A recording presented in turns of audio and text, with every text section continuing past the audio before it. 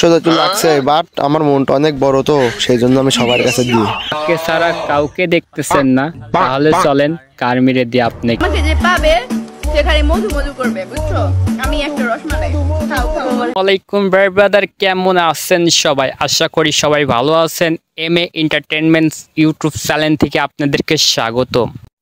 আজকে আমরা আরো একটি ফাটাফাটি ভিডিও নিয়ে চলে আসলাম।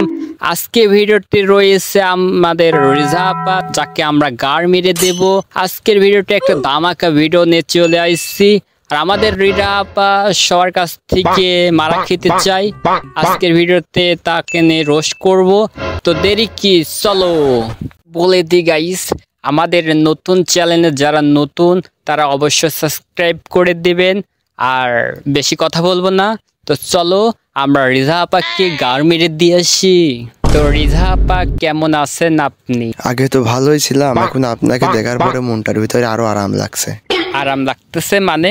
মানে কিছু না, আমি আবার ভাবলাম আপনি আমার সাথে রুম ডেটে যাই মারা খাইবেন কিনা, গেলে তো ভালোই লাগতো, আপনাকে একটু আরাম দিতাম। আমাকে কিছু বললেন? শুনে ফেলে দিল নাকি?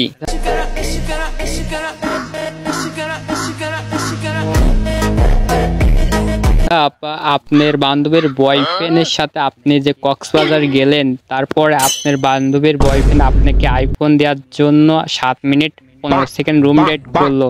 আপনার বান্ধবীর বয়ফ্রেন্ড তো আপনাকে ভাইরাল করে মারা খেয়ে চলে গেল, আপনার কি একটু কষ্ট হয় নাই? কষ্ট তো লাগছে, বাট আমার মনটা অনেক বড়, তো সেই জন্য আমি সবার কাছে দিই। মানে সবাই ভালোবাসা দেয়, সেই জন্য তো আর মনটা অনেক বড়। হাই গাইস, আমি আসছি, আমি বয়ফ্রেন্ড খুঁজতেছি। আমার কোনো বয়ফ্রেন্ড নাই। আমার যে বয়ফ্রেন্ড ছিল আমাকে মারা দিয়ে চলে গেছে। আমি অনেক কষ্টের মধ্যে আছি।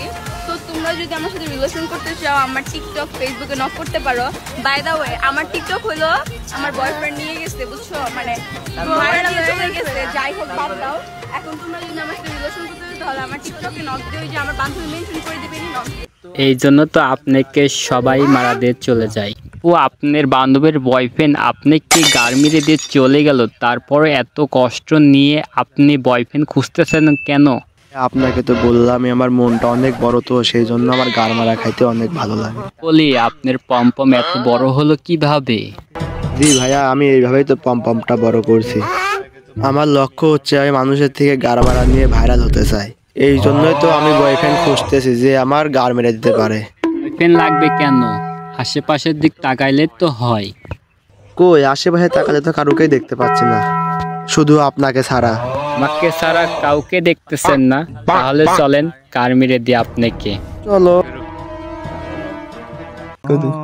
মজা। भोसड़ी के बेटे बेटे बेटा